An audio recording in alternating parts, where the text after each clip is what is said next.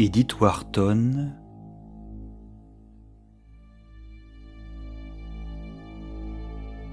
Atrophie.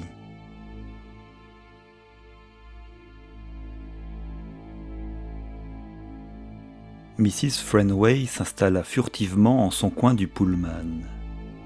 L'Express s'ébranla. Elle se disait « Est-ce que je rêve? Est-ce bien moi ?» Le contrôleur survint, les billets. Elle murmura « Pour Westover ». Instinctivement, elle avait baissé la voix. Elle jetait autour d'elle des regards inquiets. Non, dans cette voiture, elle ne connaissait personne, elle s'en assurait. À la mention de Westover, ni les voyageurs, ni le contrôleur n'avaient manifesté l'ombre de surprise ou d'intérêt. Et pourtant, en ces deux mots, pour Westover, il y avait aux propres yeux de Nora Frenway comme une révélation, un brusque coup de lumière sur le fond caché de sa vie. Certes, elle ne regrettait pas son aventureuse décision. Non, rien n'existait plus pour elle que le seul fait bouleversant qui la jetait tout d'un coup hors d'elle-même, l'arrachait à son existence feutrée et la livrait subitement à l'inquisition du public. Une seconde fois, à la dérobée, elle s'assura qu'elle ne connaissait personne autour d'elle, vraiment personne, pas même de vue. Sa vie de jeune femme avait été jusqu'à ce jour même si unie, si parfaitement accordée par le dehors au pacte social, et cela en un milieu où l'on voyait déjà vaciller toutes les vieilles assises. Personne au monde n'aurait jamais pu se douter que Nora Frenway eût un amant. Non, personne, elle en avait la certitude. Abriter sa vie, l'unique réalité de sa vie, dans le refuge du mystère, avait été pour elle le persistant souci, l'axiome, et, en son cas particulier, la nécessité vitale. Car il y avait le mari, un malade atrabilaire, puis les belles-sœurs jalouses et soupçonneuses, enfin la matriarche, monumentale et redoutable, devant qui la prudente famille pliait, tremblait, ou bien opportunément s'esquivait, chacun avec ses plus ou moins avouables secrets. Que de lamentations on entendait au sein de la tribu sur le glissement moral. Était-on bien juste, même à ne considérer que les grandes villes, les larges cercles sociaux? Les belles mœurs d'autrefois cédaient, disait-on, à la tolérance, au relâchement, au sans-gêne. Que voyait-on le matin en dépliant le journal? Scandaleux récits, des jeunes filles cambriolant le revolver au poing, des divorces à la vapeur, des irruptions de bandits en plein bal, des assassinats, des enlèvements, l'invasion désordonnée des violences et des appétits.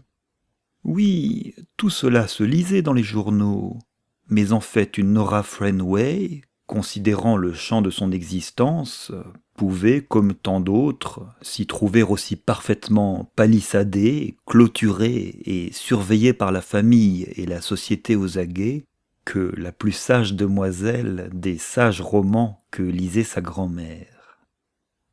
Pourtant, il y avait bien quelque chose de changé, et Mrs. Frenway ne se distinguait pas des jeunes femmes de son milieu.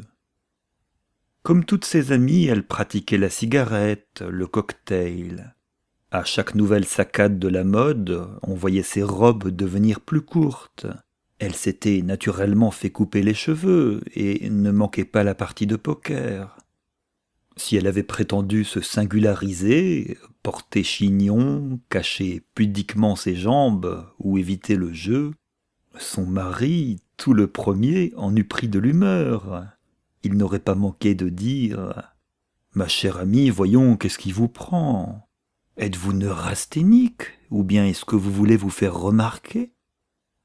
Car Frenway, et avec lui ses pareils, les maris de son espèce, respectaient avant tout les convenances. Seulement, ces convenances s'étant modifiées, il les appliquait insensiblement à des coutumes nouvelles, comme les accueillants romains lorsqu'ils intronisaient de nouveaux dieux dans leur vieux temple. Le train avait laissé derrière lui la tristesse des faubourgs. Nora Frenway voyait maintenant fuir les doux paysages printaniers, l'étendue verte des prés, les haies en fleurs, les bungalows aux toits pittoresquement enchevêtrés, et surtout ces hypnotisantes perspectives de routes goudronnées, filant à perte de vue vers le mystère. Avait-elle assez rêvé d'être emportée un jour aux côtés de Christopher sur une de ces routes qui les conduiraient au bienheureux inconnu? Elle en était restée au rêve. Ce n'était pas par timidité, non. Les conventions, les règles, elle en avait toujours pris la mesure, elle s'en était moquée intérieurement, mais elle s'y était conformée. D'abord à cause de ce pauvre George Frenway. Ce mari avait droit à certains égards, une triste santé, un caractère malheureux, une vanité déçue et souffrante faisaient de lui un personnage assez falot, mais pitoyable. Cependant, si Nora Frenway avait résisté à la grande tentation d'affranchissement, c'était surtout pour ses 2 enfants. Il y avait trop d'yeux inquisiteurs rivés sur elle. Cette famille du mari était trop compacte, trop unie quand il s'agissait de critiquer, et surtout quand il se serait agi de punir. Dès sa première imprudence, elle eût été perdue, battue sur toutes ses lignes de défense. À la fin, son mari lui eût repris ses enfants. À cette pensée, elle voyait devant elle le pas qu'elle ne franchirait pas. Elle se l'était dit une fois, « Mes enfants, voilà ma religion », et elle n'en avait guère d'autre. Pourtant, c'était bien elle, elle-même, que l'express emportait à Westover.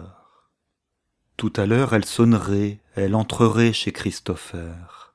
Depuis hier, elle avait pris sa décision. Entre elle et son amant, il n'y aurait plus d'obstacle. Christopher était malade, très malade, en danger. Ce danger, Nora en avait reçu la foudroyante nouvelle au bal, chez Kate Salmer. Comment lui avait jeté Gladys Brinker? Vous ne savez pas? Mais oui, ce pauvre Chris. Je vous croyais très amis. J'ai peur qu'il ne soit bien mal. C'est une rechute de sa vieille affaire. Knowlton, le spécialiste qu'on a appelé, ne laisse pas beaucoup d'espoir. N'est-ce pas que c'est navrant? Il y a eu 2 consultations, et il est là-bas à la campagne, tout seul, avec la pauvre Jane, vous savez, sa sœur, cette vieille fille falote et timide. C'est elle qui monte la garde, la nullité même. Et Gladys, au rythme des danses, avait disparu. Christopher peut-être à la mort et seul. Et cependant, Nora s'était demandé parfois si Jane Aldis, la nullité même, n'occupait pas dans la vie du frère une place aussi dominante que le mari et les enfants dans la sienne à elle. Christopher, si Nora le questionnait, passait négligemment sur ce chapitre. La pauvre Jenny, disait-il d'un ton apitoyé. Mais justement, pour Nora, son mari était le pauvre George. Jane Aldis n'avait pas, il est vrai, l'égoïsme exigeant de George Frenway. Elle n'en appelait que davantage au sentiment généreux d'un frère. Quelquefois, sous les manières réservées de la vieille fille, Nora avait cru déceler une curiosité, une inquiétude. Aurait-elle deviné quelque chose? Il y avait des moments où Nora, en sa relation avec Christopher, s'imaginait que tout le monde avait deviné, que son cœur tremblant et palpitant était devenu visible comme un papillon dans une boîte de verre. Non, concluait-elle, Jane ne se doute de rien. Jane Aldis n'était décidément qu'une pauvre oie blanche, un peu déplumée. Elle n'avait jamais pensé qu'à tenir pour son frère la jolie maison de Westover, à veiller que les pièces fussent chauffées, les vases remplis de fleurs, et tout préparé pour les élégants week-ends de Christopher. Que de fois Christopher avait dit à Nora « si je pouvais t'avoir à moi pour un week-end à Westover. À l'entendre, c'était, au moins pour lui, la chose la plus faisable du monde. Comme ils s'étaient plu tous deux à en caresser, à en détailler le projet. Et pourtant, Nora s'était parfois demandé si ce n'était pas un jeu, si son amant ne savait pas, au fond de lui-même, que, pour elle, c'était à peu près aussi réalisable qu'un week-end dans la Lune. En fait, elle n'avait jamais été à Westover qu'escortée par son mari ou avec des amis, et seulement au début. Ensuite, elle n'avait pas osé. Sa dernière visite datait de 3 ans. Gladys Brinker, en annonçant à Nora la maladie de Christopher, n'avait-elle pas eu dans les yeux une expression singulière, comme si elle songeait à quelque chose? Mais non, quelle idée! Qui eût songé à soupçonner Nora Frenway? Ses amis auraient plutôt dit « Cette gentille Nora, elle est assez jolie, mais elle ne dit rien aux hommes. Pas plus de tempérament qu'une poupée. » Et elle-même, Nora, n'avait-elle pas porté des jugements aussi pénétrants sur des amis qui peut-être avaient, comme elle, leur mystère? Le train ralentissait. Nora eut un sursaut. À son poignet, elle consulta sa montre. 2h30, on arrivait à Ockham. La prochaine station serait Westover. Un peu moins d'1 heure encore, et elle serait chez Christopher. Jane Aldis la recevrait. Elle voyait à l'avance la pièce aux bibliothèques basses, et la pauvre Jane dirait... Au fait, que dirait-elle ? Nora, depuis qu'elle avait pris la résolution d'aller à Westover, avait plus d'une fois imaginé ce dialogue. Ce qu'elle dirait à Jane, ce que Jane lui répondrait, tout cela s'était d'avance inscrit dans sa tête. Le début serait un peu gauche, même difficile, mais très vite la grande angoisse jetterait les deux femmes aux bras l'une de l'autre. Il n'y aurait rien à dire, pas d'explication à donner de l'insolite visite. Miss Aldis prendrait les mains de Nora et tout de suite la conduirait chez le malade. Cette chambre du malade. Nora ferma les yeux, eut la vision d'autres chambres où tous deux s'étaient retrouvés dans les délices de leur jeunesse et de leur bonheur. Mais non, se dit-elle, pas cela, pas en ce moment. Le Christopher qu'elle allait revoir aujourd'hui, c'était un homme mourant, un autre. Elle sentait comme une profanation à associer les deux images. Et pourtant, celui vers qui elle allait ainsi, c'était bien son Christopher à elle, celui qui avait vécu en elle, en son âme. En ce moment même, seul sur son lit de mort, peut-être l'appelait-il elle, Nora.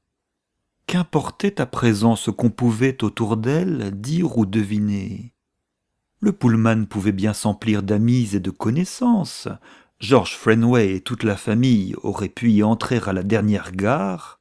Cela me serait indifférent, songeait Nora. Et pourtant, en ses pensées contradictoires, elle se rappelait toutes ses adroites précautions et les réponses qu'elle avait déjà préparées si George, au retour, s'avisait de la questionner sur son absence. Elle avait son alibi tout trouvé, à Oakham, chez son ancienne gouvernante. Mais oui, dirait-elle, je suis allée voir ma vieille Fraulein, la pauvre. Elle est maintenant tout à fait impotente. Il faut absolument que je lui donne un fauteuil roulant. Georges, vous ne pourriez pas m'avoir des catalogues ? Elle avait d'avance tout prévu, paré à tout. Et maintenant, ces prétextes, détours et faux fuyants lui semblaient aussi vains que le vent. Westover. Elle eut une secousse, se dressa, se faufila rapidement entre les voyageurs. Chacun d'eux, avec ses valises, lui semblait faire exprès d'obstruer le couloir. L'arrêt n'était que de 3 minutes. Mon Dieu, si le train allait repartir, l'entraîner jusqu'à Albany! Et le porteur qui s'obstinait devant la portière à lui demander ses colis. À Westover, il y avait bifurcation des voies. C'était une gare assez importante. Elle y trouverait sûrement un taxi. Il y en avait tout juste un. Elle s'y jeta, devançant un commis voyageur en chapeau de paille tout neuf qui portait sa valise d'échantillons. L'intérieur du taxi avait une odeur de paille mouillée et de mauvais tabac. Elle s'affala sur la banquette et d'une voix frémissante « À Oakfield, chauffeur, marchez vite. Oui, la propriété de monsieur Aldis. Vous savez, tout près de Westover. » Le début fut bien ce qu'elle avait prévu. Une femme de chambre, paraissant étonnée d'ouvrir à une dame en visite, Nora remarqua l'étonnement, l'introduisit dans le cabinet de travail aux bibliothèques basses. L'intime présence de Christopher s'y révélait. Sur le bureau, ses papiers, ses pipes, et sur le tapis un peu râpé, le terrier somnolent. « Je vais prévenir Miss Aldis, dit la femme de chambre. Nora voulait demander « Est-ce que Miss Aldis est auprès de son frère ? Et lui, comment est-il » Mais elle eut peur de son émotion. D'avance, elle croyait entendre le tremblement de sa voix. Et puis, toute question était superflue, puisque Miss Aldis, elle l'espérait, allait descendre. La femme de chambre sortit, de ce pas pressé et silencieux, si particulier aux maisons que la maladie visite. Elle ne revint pas tout de suite. L'attente dans cette pièce, à la fois pleine d'une intime présence et si étrangère, fut pour Nora un supplice. Cela, elle ne l'avait pas prévu. La vue du bureau avec les porte-plumes alignées et les lettres éparses lui faisait mal. Devant le feu, le chien, assoupi, la regardait d'un œil bienveillant, mais sans lui faire la moindre avance. Ce chien, une main aimée l'avait caressé. Comme elle avait envie de le caresser à son tour, de mettre sa main où Christopher avait posé la sienne. Elle n'osa pas.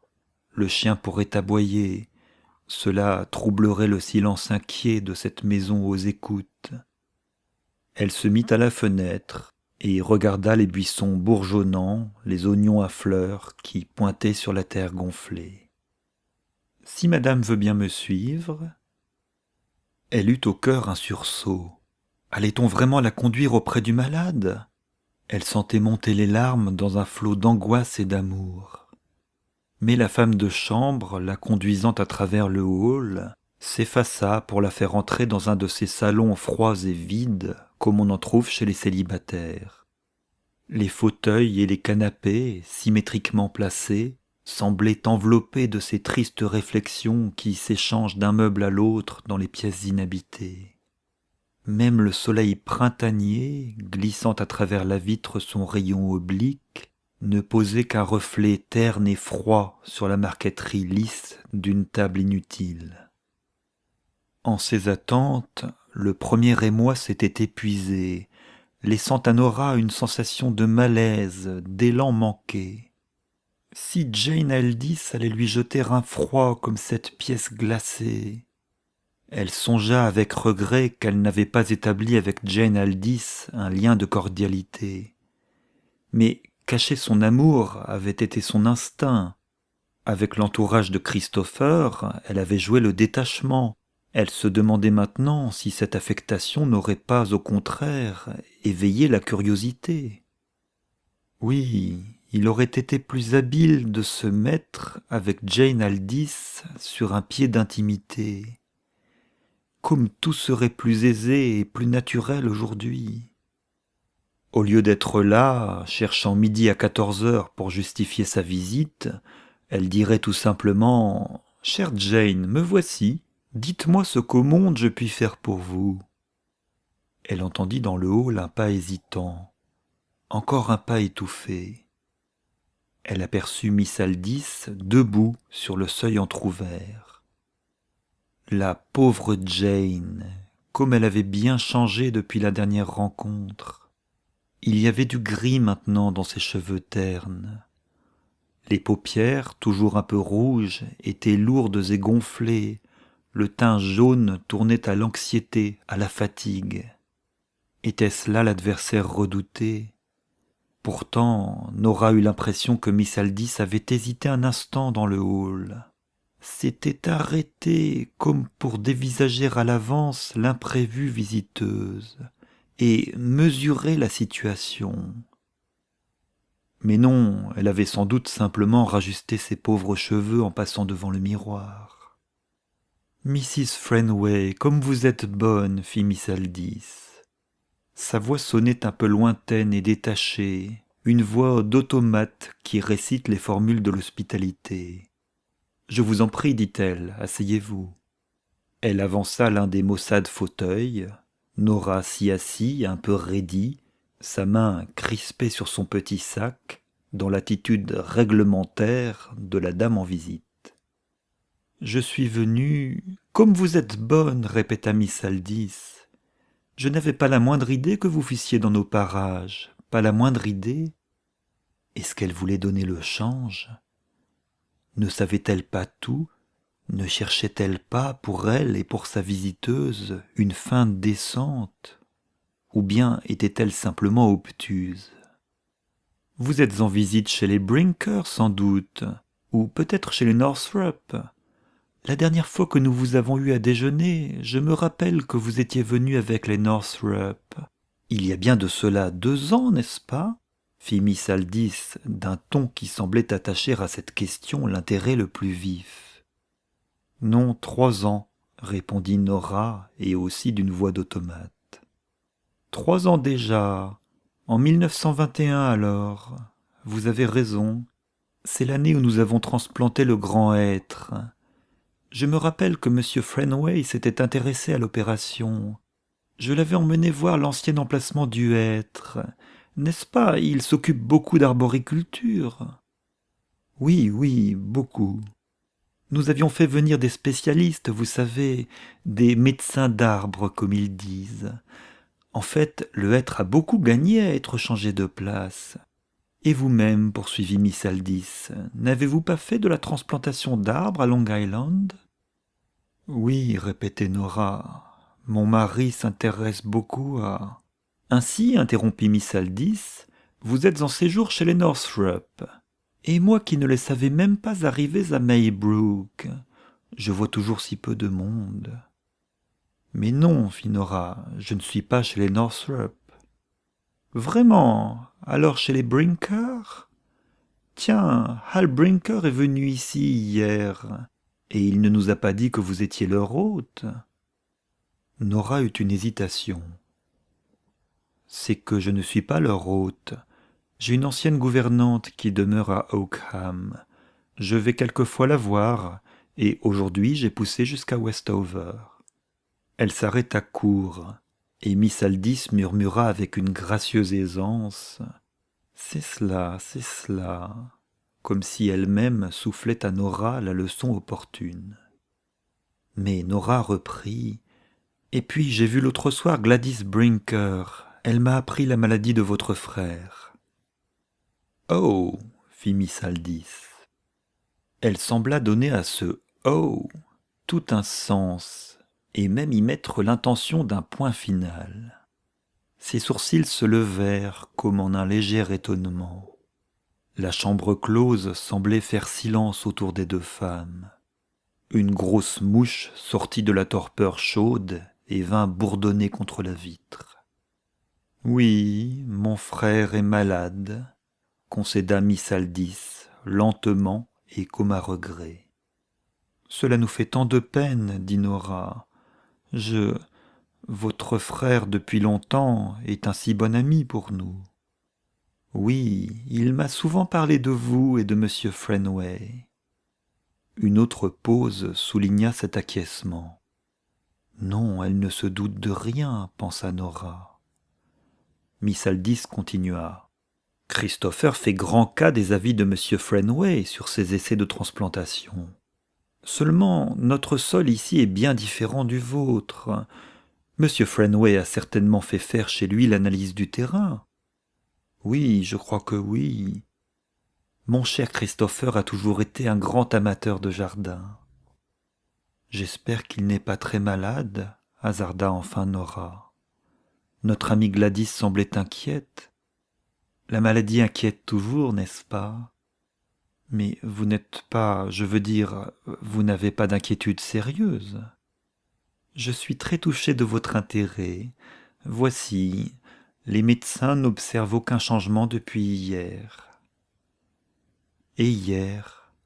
Ah, hier, ils étaient dans l'expectative. D'un changement? Sans doute, oui. Mais un changement en mieux, j'espère. Ils étaient incertains, ils ne se prononçaient pas. Dans la chambre muette, le bourdonnement de la grosse mouche devenait obsédant. Nora croyait l'entendre se poursuivre dans sa tête, y rompre le fil ténu de l'irritant dialogue. Elle avait conscience en même temps de chaque minute qui passait. Et celui qu'elle aimait était couché, malade, mourant peut-être là-haut au-dessus d'elle. Elle n'allait pas se laisser dérouter ainsi, ce serait ridicule, lamentable. Il fallait à tout prix en finir avec ces fuyantes niaiseries, il fallait y couper court, faire front. « Je pense que vous avez eu une consultation, fit-elle bravement. Naturellement, le docteur Knowlton est déjà venu 2 fois. Et qu'est-ce qu'il a dit? Eh bien, il est d'accord avec ses confrères. Là, Miss Aldis se tourna vers la fenêtre. « Oh, dit-elle, voilà une voiture. C'est sans doute votre taxi qui revient vous prendre ?» « Oui, j'étais descendu à la grille. » Elle n'osa pas ajouter « J'ai craint le bruit de la voiture pour votre malade. » « J'espère que vous avez trouvé sans peine un taxi à la gare ?»« Oh oui, très facilement. » « C'était vraiment gentil à vous de venir. Vous risquiez de ne pas trouver de voiture. Et je sais comme vous êtes occupé. On est tellement pris en ville, même en cette saison. »« Oui, sans doute. Mais votre frère... » »« Ah, mon frère... On ne le verra guère en ville cette année. Il ne sera pas mondain du tout. Pas de longtemps. » « Pas de longtemps, répétait lentement Nora. Mais enfin, vous avez bon espoir. » « Près d'un malade, il faut toujours avoir bon espoir, fit la sœur avec douceur. « Naturellement, mais je veux dire... » Brusquement, Nora se leva, la tête lui tournait. Est-ce que vraiment cette vieille fille et elle, depuis une demi-heure, étaient là en tête à échanger ces platitudes, tandis qu'à l'autre étage, le sens, la vérité, le poids, la portée de Devis étaient à la merci d'une montée de fièvre? Comment Nora s'était-elle laissée hypnotiser ainsi? Quel pouvoir avait donc cette créature insipide et fanée sur une femme jeune, belle et de plus aimée? C'est que la sœur se dressait d'instinct en antagoniste contre les charmes dont elle se savait dépourvue. C'est qu'elle se sentait menacée en la possession d'un frère, l'essence même, la raison d'être de sa vie. Pauvre Jenny, la nature ne l'avait pas gâtée, mais au foyer de ce frère elle trouvait sa force, sa défense, et cet instinct de défense s'aiguillonnait dans la notion de l'imminent danger. Il est probable qu'elle me hait, se dit Nora, et je n'y avais jamais songé. Elle qui croyait avoir tout pesé, tout ruminé. S'il y avait eu dans ses précautions une lacune, il était trop tard pour y pourvoir. Il n'y avait plus qu'à s'affirmer, à sauver les précieux instants qui restaient encore, à déchirer les mailles de ce filet enveloppant où l'adversaire cherchait à l'immobiliser. Mais elle se sentait atrophiée par son propre passé. « Miss Aldis, fit-elle brusquement, il faut que je vous le dise, j'étais venue dans l'espoir de voir où nous en sommes. Croyez-moi, je suis touchée de cette marque d'amitié. Mon frère aussi y sera sensible, il est lui-même si attaché à ses amis. Mais vous allez lui dire, n'est-ce pas, vous me le promettez, vous allez monter lui dire que vous avez voulu venir vous-même prendre de ses nouvelles. Oui, je lui dirai, vous pouvez y compter, aussitôt qu'il sera un peu moins faible. » Mais non, je voudrais tout de suite. Tout de suite, peut-être pas, mais tout à l'heure, demain matin, s'il va un peu mieux. Nora sentit ses lèvres se sécher comme sous l'haleine brûlante du désert, à peine si elle pouvait les ouvrir. Elle eût voulu s'écrier « Pas tout à l'heure, pas demain, aujourd'hui, à l'instant !» Mais ce fut d'une voix réduite à un souffle qu'elle murmura « Est-ce qu'il n'a donc pas toute sa connaissance ?» Oh si, il est parfaitement lui-même. Miss Aldis souligna cette assertion d'une de ses longues pauses. Certainement, il saura que vous êtes venu. Soudain, elle se leva, s'approcha de la fenêtre. Ce n'est pas très hospitalier de ne pas même vous offrir une tasse de thé, mais je me reprocherai de ne pas vous le dire. Si vous avez l'intention de rentrer à Oakham avant le soir, vous n'aurez plus qu'un seul train à partir de 4 heures. Elle tira de sa ceinture une petite montre démodée en émail au cadran fleuri de rose, et, sur un ton de regret, « C'est qu'il faudrait être à la gare à 4 heures moins le quart au plus tard. Et avec ces mauvais taxis, je suis désolé, j'ai l'air de vous inviter à partir. » Sur ses lèvres pâles, Nora vit passer un petit sourire cérémonieux. Nora savait exactement le nombre de minutes nécessaires au trajet. Elle comprit, avec politesse, Miss Aldis lui signifiait le congé. Pour elle, c'était le congé de la vie, de l'espérance. C'était lui refuser même cette précieuse angoisse, emplir une dernière fois ses yeux du visage qui pour elle avait été l'unique visage. Alors, se dit-elle, c'est qu'elle a toujours su. « Je ne voudrais pas vous faire manquer ce train, » continuait doucement l'adversaire. « Miss Aldis, est-ce qu'il ne voit personne ?» hasarda Nora en un chuchotement étranglé. « S'il ne voit personne, mais si, il voit les docteurs, et puis il y a les gardes. Mais vous parlez des amis. Voyons. » Elle parut réfléchir. « Si, il y a eu Hal Brinker, c'est notre cousin, vous savez, mais Hal l'a vu pendant un instant seulement. » Hal Brinker. Nora savait ce que Christopher pensait de ses cousins. Tous en bloc des raseurs. Ainsi, Hal Brinker seul avait eu le privilège d'entrer chez Christopher, de voir le malade en cette extrémité. Les yeux de Nora s'emplirent de larmes. Elle dut baisser les paupières devant le regard à la fois inexorable et timide de Miss Aldis. « Mais aujourd'hui, fit-elle encore. « Non, aujourd'hui il n'a encore vu personne. » Les deux femmes, debout, se dévisagèrent un instant. Puis Miss Aldis détourna les yeux. « Vraiment, dit-elle, je suis confuse de ne pas vous avoir offert le thé. C'est que je n'en prends jamais moi-même. Voyons, nous aurions encore juste le temps. On vient d'en monter pour la garde. Il doit y avoir de l'eau bouillante. » Elle consulta encore la montre fleurie. « Excusez-moi un instant, je vais aller m'en assurer. »« Oh non, non, balbutia Nora en un sanglot. Comment pouvez-vous? Non, je ne veux pas de... » Miss Aldis parut soulagée. « Allons, je serai plus tranquille, vous n'aurez pas l'ennui de manquer votre train. » Il y eut encore une pause, et Miss Aldis tendit sa longue main osseuse. « Merci, chère madame, je n'oublierai pas cette bonne visite. C'est si loin, et vous auriez pu si facilement prendre des nouvelles par le téléphone. Vous direz à monsieur Fenway, n'est-ce pas, que je suis très touché. Vous n'oublierez pas.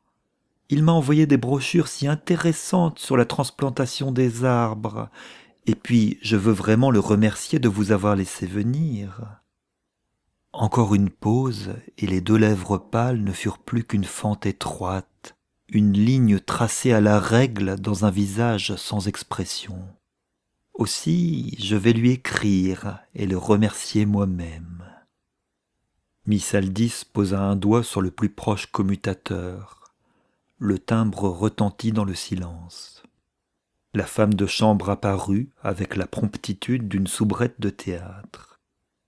Le silence envahit encore la pièce.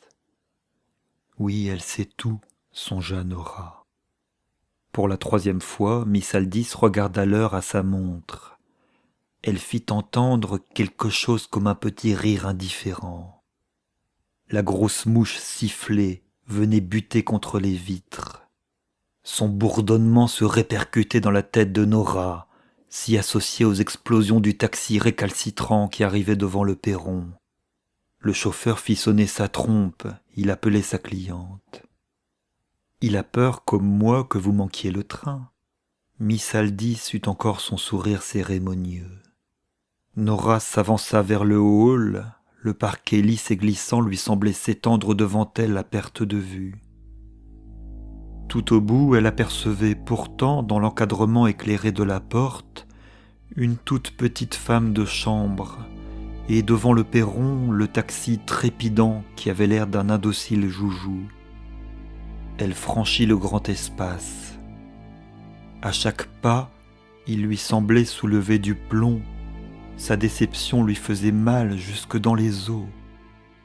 Maintenant, elle ouvrait la portière de la voiture, reconnaissait l'odeur de paille mouillée et de mauvais tabac. Debout sur le seuil, calme, polie, Miss Aldis présidait au départ. Nora l'entendit encore qui disait « En route, chauffeur, madame retourne à la gare. » Le taxi démarra. Miss Aldis faisait de la main le geste d'adieu et disait encore « Sûrement je vais écrire. Je veux absolument remercier Monsieur Fenway. »